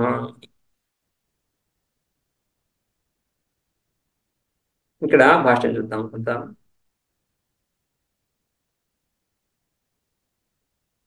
సయేష ప్రజ్ఞానరూప ఆత్మ బ్రహ్మ. సయేష, ఏష బ్రహ్మ అని మంత్రం మొదలైంది కదా. ఏష బ్రహ్మ, ఏష అంటున్నప్పుడు సయేష. ఎవరా ఏష? ప్రజ్ఞాన రూప ఆత్మ. ఆ ప్రజ్ఞాన రూప ముందు మంత్రంలో ప్రజ్ఞానం అని ఏదైతే చెప్పుకున్నామో, ప్రజ్ఞానం, ఆజ్ఞానం, విజ్ఞానం ఇవన్నీ కూడా ఆ శుద్ధ చైతన్యం యొక్క ఉపాధులు అని ఏదైతే చెప్పుకున్నామో ఆ శుద్ధ చైతన్య స్వరూపం. ఏ శుద్ధ చైతన్యానికైతే ప్రజ్ఞాన అజ్ఞానాదులన్నీ ఉపాధులై ఉన్నాయో ఆ శుద్ధ చైతన్యం స ఏష ప్రజ్ఞాన రూప. ఈ ప్రజ్ఞాన రూప పదం కూడా అక్కడ చూసాం మనం. రైట్. అక్కడ ముందు ఆ రెండో మంత్రంలో ఆ రెండో భాగం చెప్పుకుంటున్నప్పుడు ఇవన్నీ కూడా ఆ అవతరణికలో చెప్పుకున్నాం కదా. తదంతఃకరణోపాధిస్తస్య ఉపలబ్ధు ప్రజ్ఞానరూపస్య బ్రహ్మణ అని. ఆ ప్రజ్ఞానరూపమైనటువంటి బ్రహ్మకు ఏవైతే ఆ ప్రజ్ఞాన అజ్ఞానాదులు ఉపాధులుగా చెప్పుకున్నామో ఆ ప్రజ్ఞానం, ఆ చైతన్య స్వరూపము అదే ఇక్కడ బ్రహ్మ. ఏంటా బ్రహ్మ? బ్రహ్మ అపరం, అపరబ్రహ్మ. బ్రహ్మ పరబ్రహ్మ, అపరబ్రహ్మ. పరబ్రహ్మ అంటున్నప్పుడు కేవల శుద్ధ చైతన్య స్వరూపము, ఏకమేవా ద్వితీయం. పరం అంటున్నప్పుడు నిరతిశయం అని అర్థం కదా. నిరతిశయ విషయాన్ని పరం అనే విశేషణం. ఏదైతే నిరతిశయమో దాన్నే పరం అని చెప్పుకుంటాం. విష్ణు పరమం పదం, పరమం పదం, పరమపదం అంటున్నప్పుడు ఇది నిరతిశయం. అంటే ఈ రిలేటివ్ గా ఇది దీనికంటే ఇంకొకటి, దీనికంటే మించినది, దీనికంటే మించినది, అంతకంటే ఇంకా అనే అర్థం కాకుండా అదంతా కూడా కంపారిటివ్ లోనే వస్తూ ఉంది. రైట్.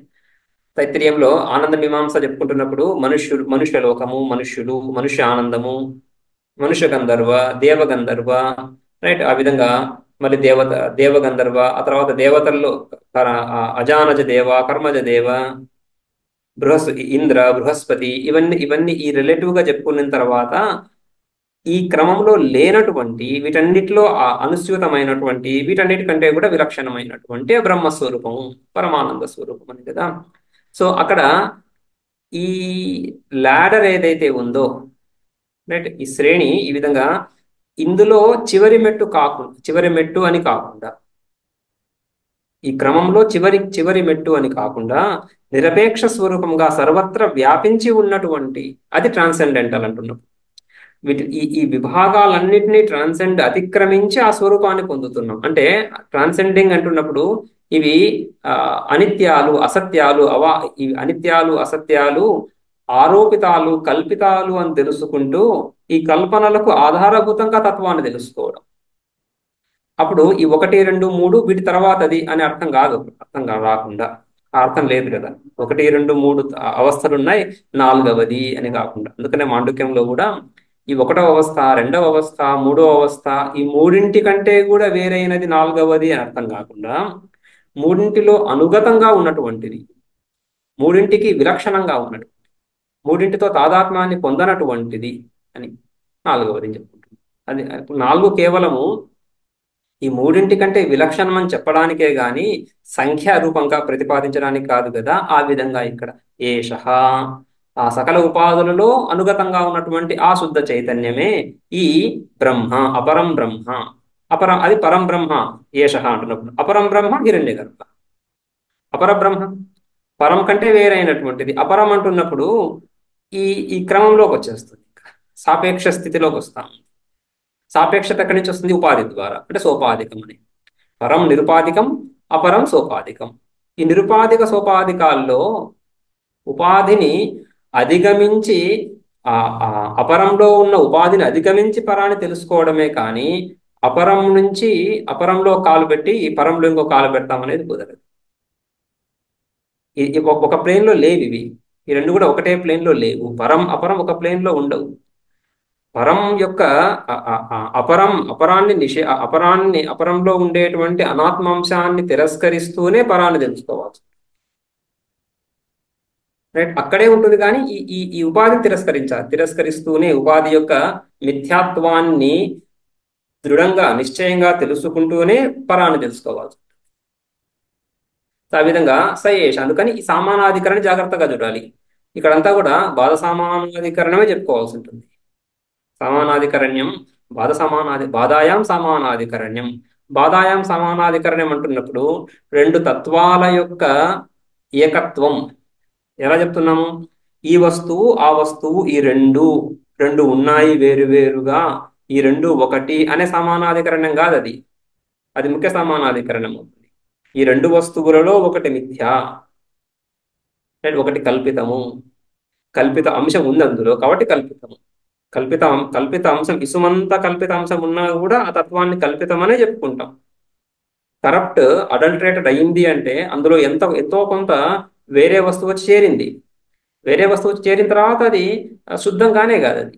సో అందుకని కల్పితాంశము శుద్ధాంశం రెండు ఉన్నప్పటికీ కూడా చేతనాంశం లేకుండా ఏదీ లేనే లేదు జగత్తులో.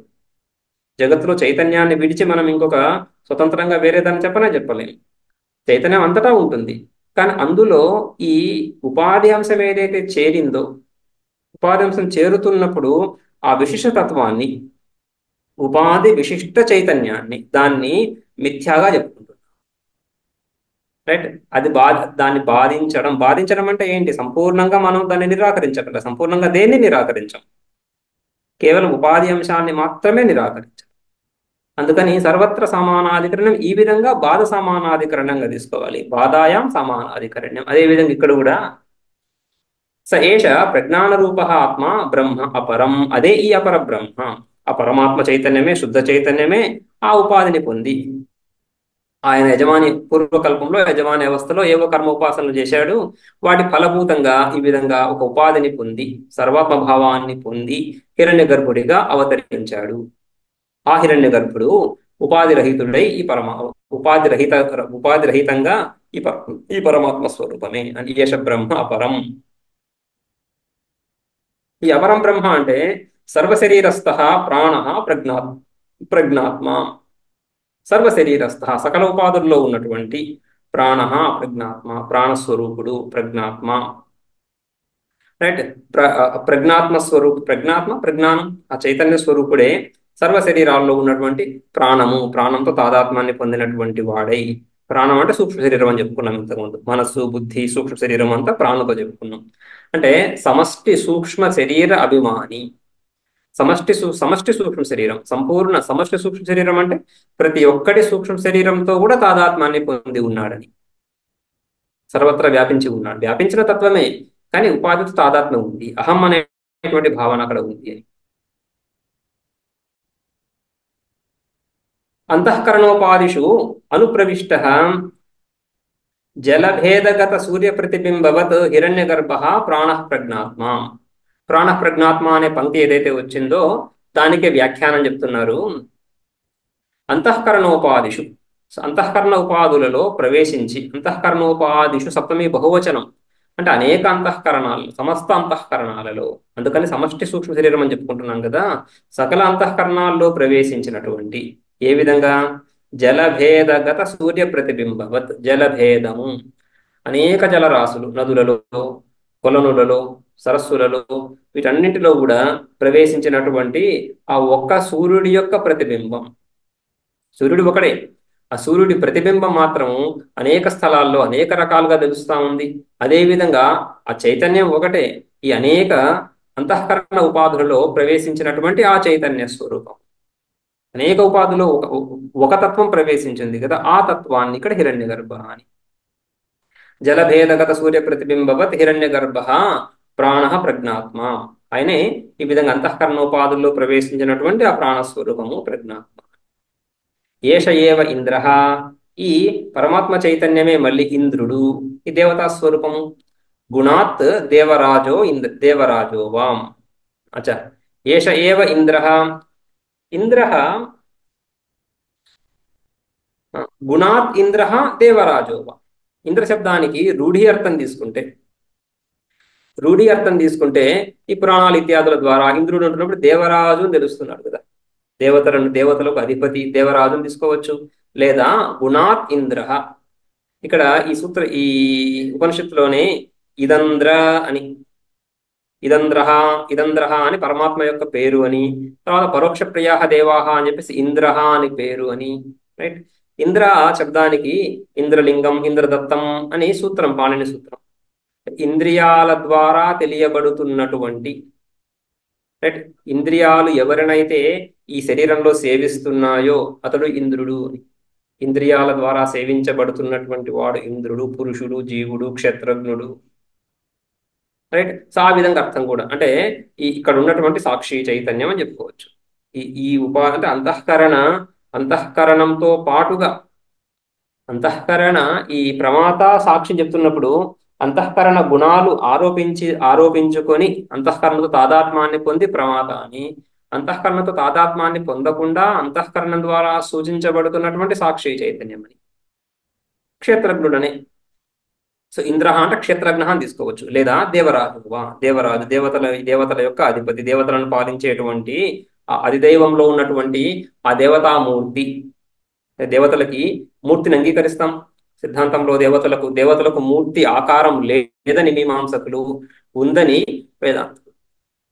ఆ విధంగా అటువంటి దేవరాజు అయినా చెప్పుకోవచ్చు. అతడు కూడా, ఆ దేవరాజు కూడా ఆయా శతక్రతు 100 అశ్వమేధ యాగాలు చేసినటువంటి వాడు ఇంద్ర పదవికి అర్హుడు అని, రైట్. నహుషుడు ఇత్యాదులు ఈ 100 శతక్రతువులు, 100 అశ్వమేధ యాగాలు చేసినటువంటి వాళ్ళై ఇంద్ర పదవికి అర్హులయ్యారు. ఆ విధంగా ఆ ఇంద్రుడు కూడా ఈ పరమాత్మ స్వరూపమే. ఏష ప్రజాపతి, ఆ హిరణ్య గర్భుడు ఇంద్రుడు, అదేవిధంగా ప్రజాపతి ఎవరు? యహ ప్రథమజ శరీరి, హిరణ్య గర్భుడి నుంచి ఈ విరాట్ ప్రజాపతి ఉత్పన్నమవుతున్నాడని. సో హిరణ్య గర్భుడు సమష్టి సూక్ష్మ శరీర అభిమానం చెప్పుకుంటాము, రైట్. సమష్టి సూక్ష్మం అంటే అభివ్యక్తం ఉంది, నామరూపాత్మకమే, అభివ్యక్తం ఉంటుంది, నామరూపాలు ఉంటాయి. కానీ మనకు ఏ విధంగా అయితే స్థూల శరీరము, మనస్సుకు అభివ్యక్తి ఉంది, నామరూపాత్మకం. అది మనస్సు నామరూపాత్మకము, దానికి అభివ్యక్తి ఉంది. స్థూల శరీరంలా కాదు. స్థూల శరీరం ఏమవుతా ఉంది? బాహ్యేంద్రియ గ్రాహ్యం, చక్షురాది ఇంద్రియాల ద్వారా తెలుస్తూ ఉంది. మనసు చక్షురాది ఇంద్రియాల ద్వారా తెలియదు. ఆ విధంగా చక్షురాది ఇంద్రియాల ద్వారా తెలిసేటువంటి శరీరము కలిగినటువంటి వాడు ప్రథమజ శరీరి. అంటే స్థూల శరీరి. ఏంటా శరీరము? ఈ బ్రహ్మాండమే శరీరంగా కలిగినటువంటి వాడు. సంపూర్ణ బ్రహ్మాండములో అహం అనేటువంటి భావనను, మనకి ఏ విధంగా ఈ స్థూల శరీరంలో అహం అనే భావన ఉందో ఆ విధంగా సంపూర్ణ బ్రహ్మాండం యందు అహం అనేటువంటి భావన కలిగినటువంటి తత్వము ప్రజాపతి అని. ఆ ప్రజాపతి కూడా ఈ పరమాత్మ స్వరూపమే.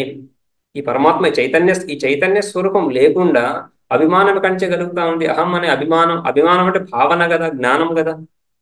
అహంకారం, అభిమానం ఏదైతే అంటున్నామో అది జ్ఞానం. అది నేను అనేటువంటి భావన జ్ఞానం.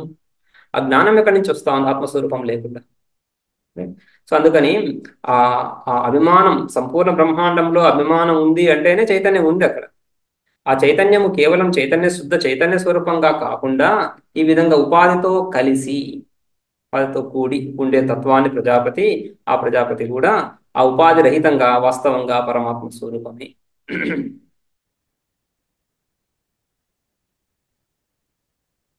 యతో ముఖాది నిర్భేదద్వారేణ అజ్ఞాదయో లోకపాలా జాతాః స ప్రజాపతి ఏష ఏవ. ఈ ఉపనిషత్తులోనే మనం ఈ విధంగా ఈ లోకాన్ని సృజాయితి, లోకపాలాన్ని సృజాయితి అని చెప్తున్నప్పుడు, లోకపాలకులను సృష్టించడానికి ముందు ఆ హిరణ్యగర్భుడు ఈ విధంగా విరాట్ను సృష్టించి, విరాట్కి ముఖ ఛిద్రము నుండి, ముఖాది నిర్భేద ద్వారేణ ముఖ ఛిద్రము నుండి వాగింద్రియము, వాగింద్ర అభిమాని దేవత అగ్ని వెలువడ్డారు అని ఏదైతే చెప్పుకుంటున్నామో ఆ విధంగా ఆ దేవతలందరూ ఎవరి నుంచైతే ప్రకటమయ్యారో అది ప్రజాపతి, ఆ తత్వం ప్రజాపతి. యతో ఎవరి నుంచైతే ముఖాది నిర్భేద ద్వారేణ అజ్ఞాదయో లోకపాలాహ జాతాః, ఈ అజ్ఞాది లోకపాలకులు ఎవరి నుంచి ఉత్పన్నమయ్యారో ఆ తత్వమే ప్రజాపతి. ఏష ఏవ, ఈ పరమాత్మ స్వరూపమే.